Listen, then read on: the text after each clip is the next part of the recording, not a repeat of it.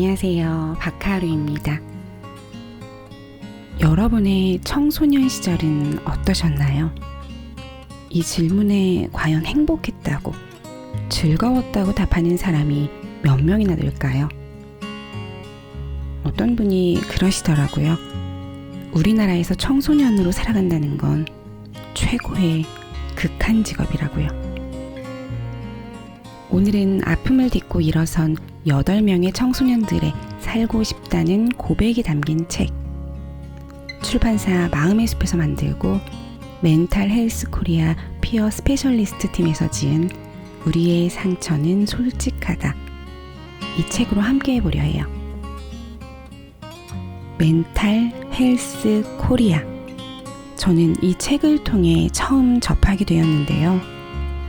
저처럼 다소 생소하게 들리시는 분도 계실 테고 이미 알고 계시는 분들도 계실 거예요. 학교폭력이나 가정폭력, 자해, 자살시도, 정신과 약물 부작용 등 아픔을 경험한 청소년들이 자신의 아픔을 당당히 오픈하고 정신건강 컨슈머로 활동하면서 아픔 경험 전문가를 육성하기도 하고요. 서포트 활동이나 커뮤니티, 크리에이팅 등을 운영하고 있는 단체라고 생각하시면 될 것 같아요. 자살 예방정책 포럼에서 강연도 하고 또 학교에서 자살 및 자해 예방 교육의 강사로도 활동하고 있으세요. 가장 대단한 건 이분들이 청소년분들이시라는 거예요. 그럼 학교 폭력 또는 가정폭력의 피해자가 아닌 아픔의 당사자로서 고통 없는 오늘을 바라는 8명의 청소년들의 외침, 그 외침이 담겨있는 우리의 상처는 솔직하다, 함께 할게요.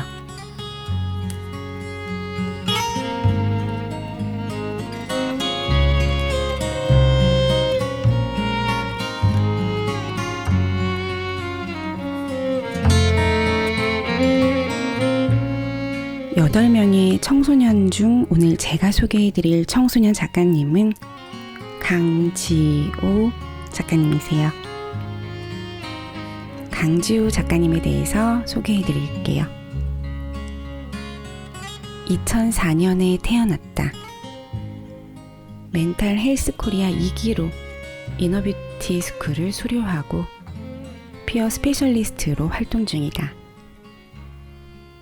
2019년 국회에서 열렸던 자살 예방 종합 학술 대회와 세브란스 병원 의과대학에서 열린 생명사랑 위기대응센터 심포지엄에서 연설했다.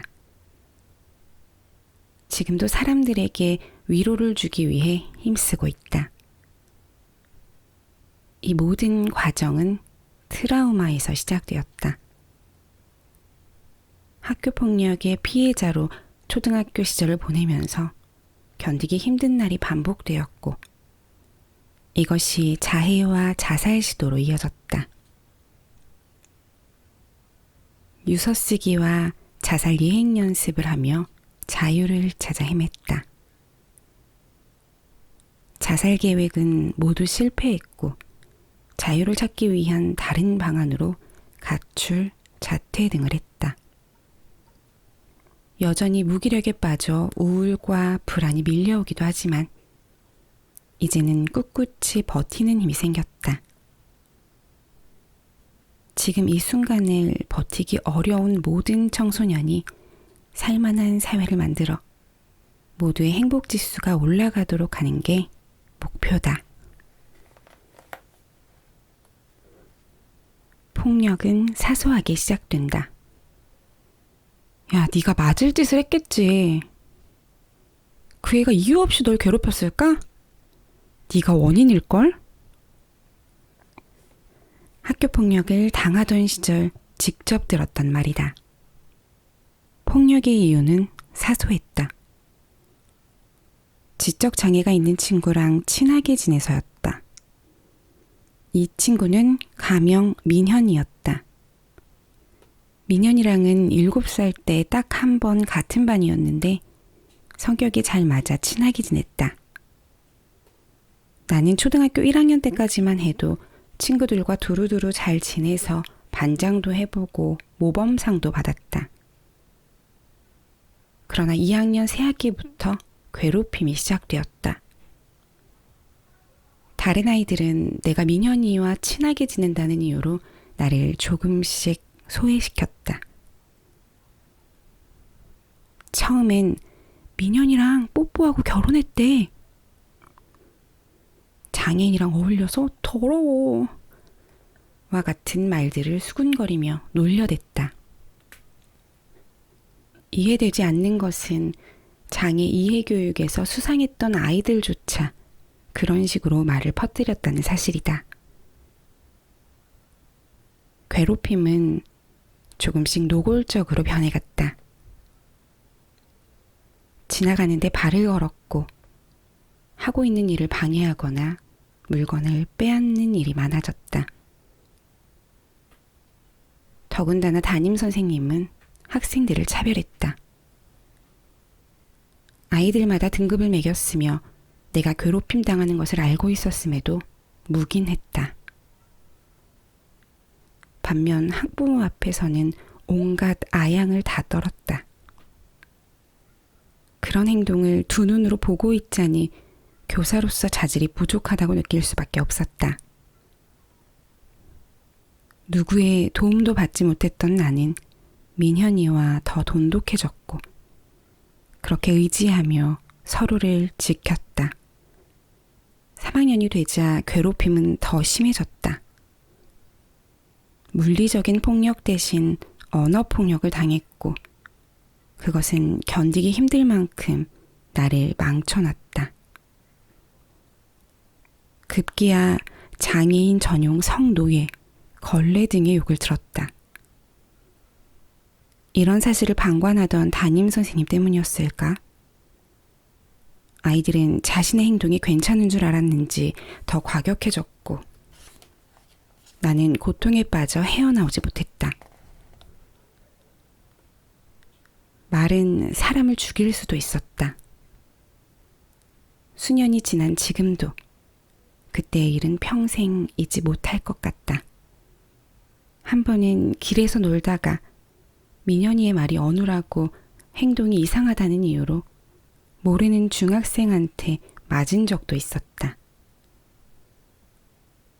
배와 가슴을 두어 대 맞아서 숨쉬기가 조금 힘들었었는데 주먹이 또 날아오는 순간 민현이가 내 앞에 서서 대신 맞아주었다. 그들이 가고 민현이도 나도 울었지만 속으로 민현이가 참 든든했다. 그때 우린 고작 10살이었다. 고작 10살. 10살의 아이가 겪어내기엔 너무 큰 폭력이었겠네요. 당연히 언어폭력을 행사했던 아이들이 큰 잘못이지만 그보다 먼저 그런 일들을 묵인했던 선생님이 가장 큰 잘못을 했다는 생각이 드네요.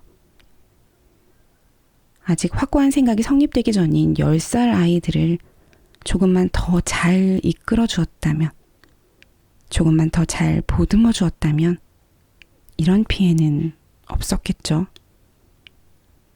앞으로 우리 아이들이 살아갈 세상엔 모른 척하고 묵인하는 어른이 아닌 용기와 희망을 선물하는 그런 어른이 더 많기를 바라봅니다. 폭력이 자라는 순간 어른들은 왜 나이가 많지? 황당한 질문일 수 있겠지만 그 당시 나는 정말로 궁금했다. 9살이었던 내가 앞으로 성인이 될 때까지 11년이라는 시간. 내가 살아온 시간보다 더 긴 시간이 남았다는 생각이 들자 버틸 자신이 없었기 때문이다. 그래서 나는 어른들은 타임머신을 타고 시간을 초월할 것이다. 그러니 나도 때가 되면 시간을 건너뛰어 곧장 성인이 될 것이다. 라는 어처구니 없는 가설을 세웠다. 그만큼 나는 어른들이 한창 좋을 때라고 칭송하는 지금 이 순간을 간신히 버티고 있었고 더 이상 참아낼 여력이 없었다. 그렇다면 왜 주위 어른들에게 도움을 요청하지 않았을까? 라는 의문이 생길 수 있겠다. 법적으로 모든 학교는 한 명 이상의 학교 전담 경찰관을 배치해야 한다. 학교폭력 예방책의 일환으로 도입된 제도다. 우리 학교에도 학교 전담 경찰관이 있었다.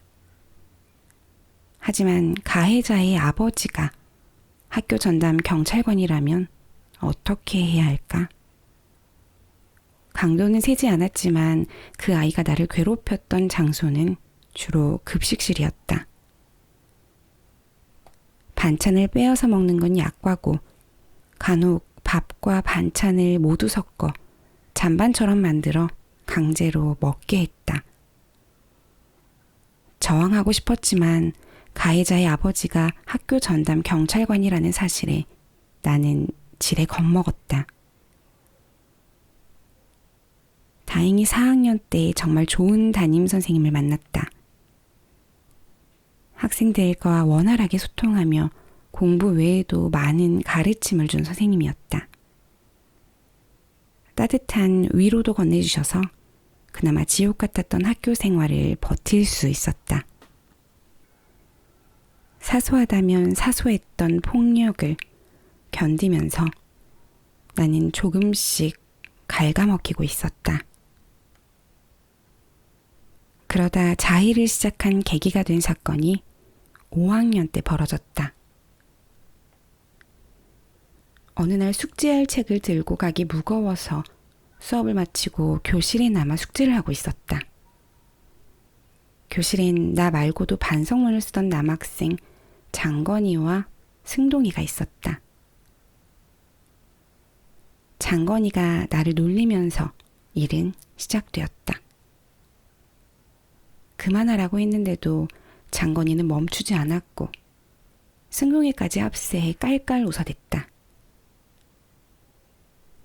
참고 있자니 듣기 힘든 말이 많았고 나는 장건이 자리로 가서 연필을 하나 뺏었다. 놀리지 않으면 돌려주겠다고 했다. 장건이는 뺏긴 연필을 가져가려 했지만 나는 쉽게 내어주지 않았다. 결국 화가 난 장건이는 내 필기구를 빼앗아 던졌다. 열려있는 사물함의 물건도 모조리 내게 던졌고 몇 개가 내 눈에 맞았다. 분이 안 풀렸는지 장건이는 나를 벽에 밀어붙였다. 대리석에 어깨를 부딪힌 나는 그 충격으로 주저앉아 버렸다. 상반신이 욱신거렸지만 약한 모습을 보이면 안 될 것 같아 빨리 일어서려 했다. 일어선 순간 장건이는 내 오른쪽 골반을 발로 찼고 주먹으로 가슴까지 때렸다. 나는 다시 주저앉았다. 그때 장건이가 내 목을 조였고 승동이는 웃으며 더 세게 해보라고 말했다. 시야가 흐려질 때쯤 장건이는 손을 풀었다. 연달아 기침하며 숨을 고를 때 정말 죽을 수도 있겠다는 공포감과 저항하지 못한 무력감이 나를 감쌌다. 바로 교실을 뛰쳐나와 학원에 갔지만 집중이 될 리 없었다. 집에 와 아빠에게 전화를 걸었다. 상황을 들은 아빠의 첫 마디가 더욱 내 마음을 무겁게 했다. 네가 뭐 잘못한 거 아니야? 학교 후 교실에 남아있던 것, 놀림당하는 상황에 참지 못한 것, 연필을 빼앗았던 것, 전부 내 잘못이라고 하자. 학교가 끝나면 바로 학원에 갔어야 했고 놀림쯤이야 늘 참았으니 그날도 가만히 있어야 했다. 그렇게 자기 합리화를 했다. 그러나 아빠의 행동은 좀처럼 합리화되지 않았다. 아빠만큼은 딸인 내 편에 서야 했던 거 아닌가? 하는 생각이 사무치게 들었다. 폭력의 그림자. 다음 날 아무 일도 없었던 것처럼 등교했다. 하교 후 교실 문도 닫힌 상태에서 벌어진 일이어서 조용히 묻히길 바랬다. 그 일이 있고 3일째 되던 날 담임선생님이 우리를 불렀다. 그땐 그 선생님이 나의 학교생활 중 최악의 담임이 될 줄 몰랐다. 조회 시간. 아이들이 다 있는 상황에서 나와 장건이를 앞으로 불러 세우더니 3일 전의 사건을 설명하면서 너흰 학교 오면 바로 집으로 가고 험한 꼴 당하지 않게 스스로 처신 잘해라 라고 말했다. 내가 처신을 잘못해서 험한 꼴을 당한 것처럼, 누구의 잘못도 아닌 것처럼 수치스러웠다. 나는 무엇보다 이 사건이 반 아이들에게 알려지는 걸 원치 않았고 일을 크게 벌이지 않되 장건이와 승동이가 꼭 처벌받길 바랬다. 하지만 아이들의 시선은 오히려 나에게 집중될 뿐이었다. 나를 야단치던 선생님과 5학년이 끝날 때까지 같은 교실에 있어야 할 장건이와 승동이를 보니 눈물이 멈추질 않았다.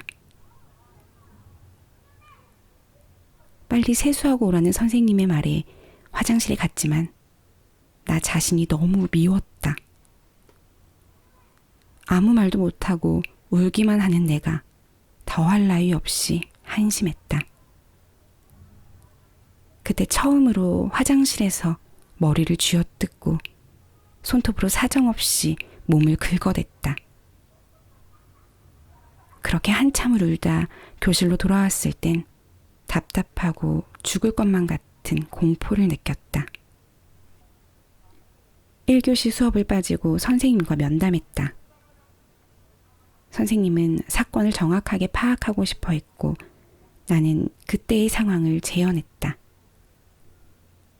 생각하기도 싫고 몸이 떨렸지만 진실을 알리려면 반드시 해야 했다.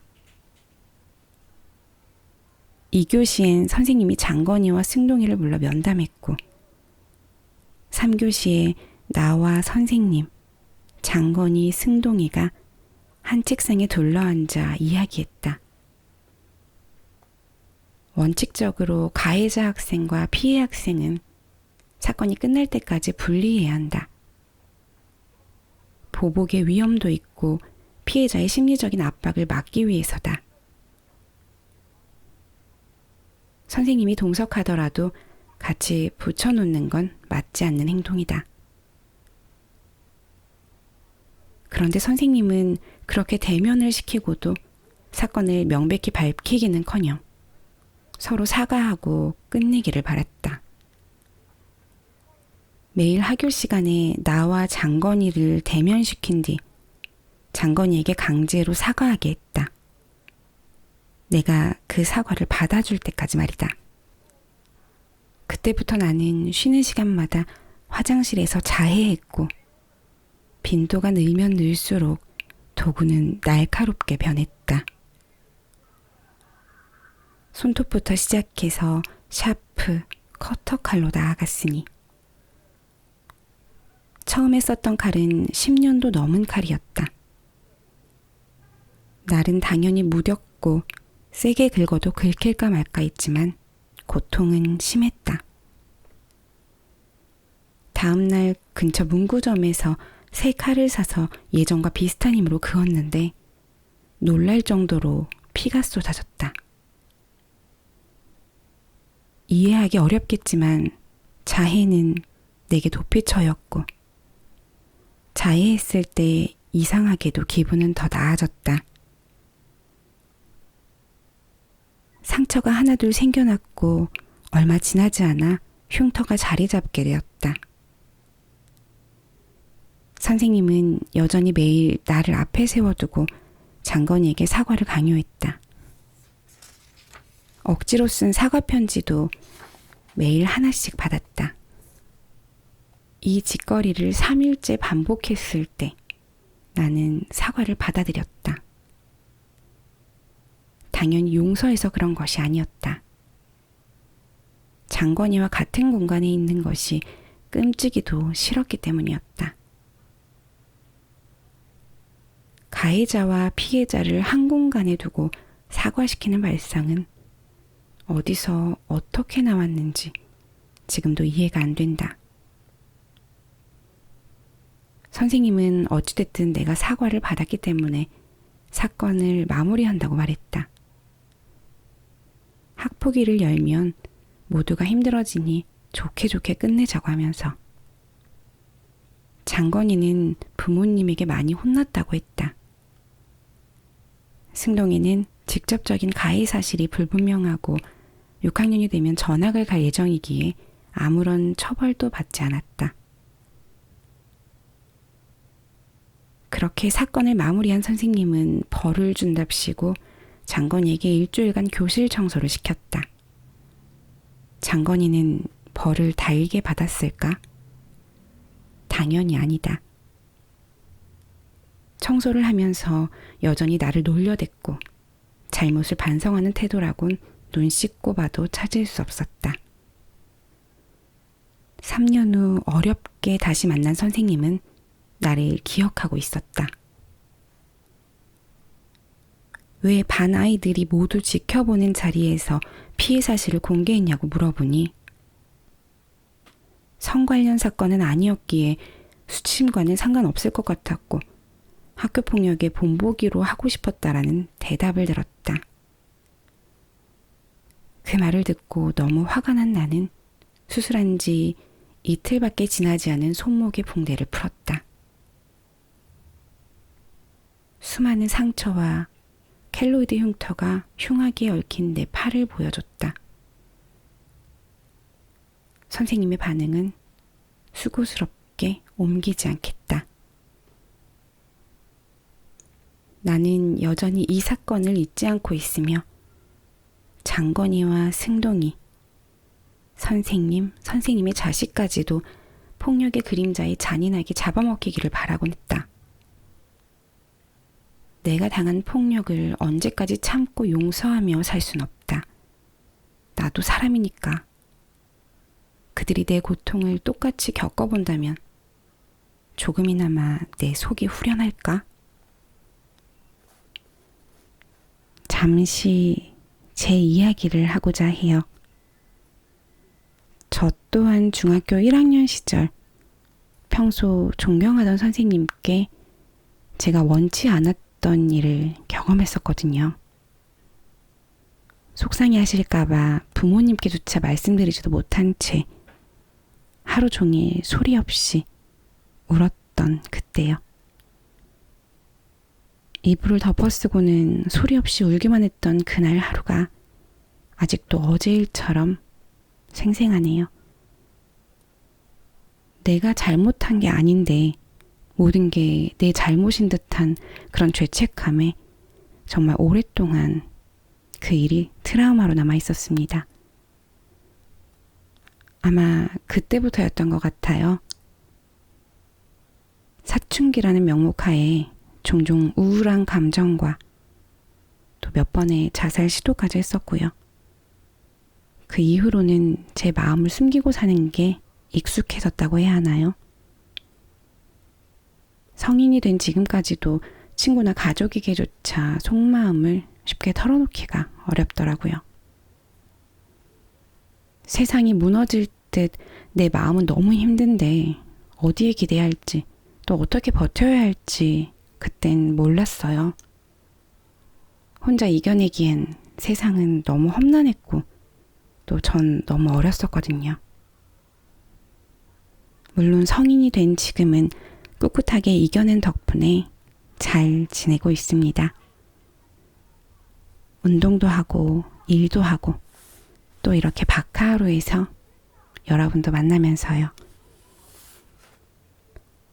아픔을 몸소 경험한 청소년들이 자신이 겪어온 모든 것에 대해 가감없이 고백하기 위해 벽장 밖으로 걸어 나왔다.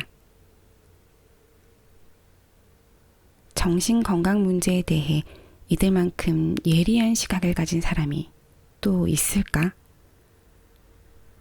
피어 스페셜리스트 8인이 각자 걸어온 길에서 우리가 미처 보지 못한 수많은 문제를 볼 수 있다.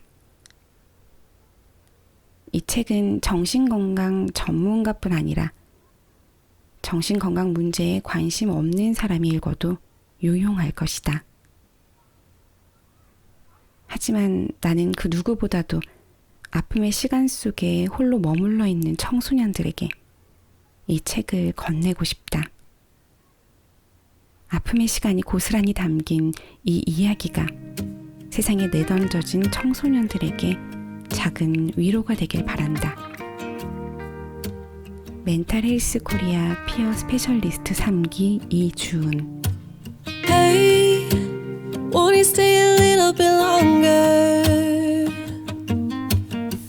Sorry, didn't mean to, but I heard you cannot undo it. So please stay.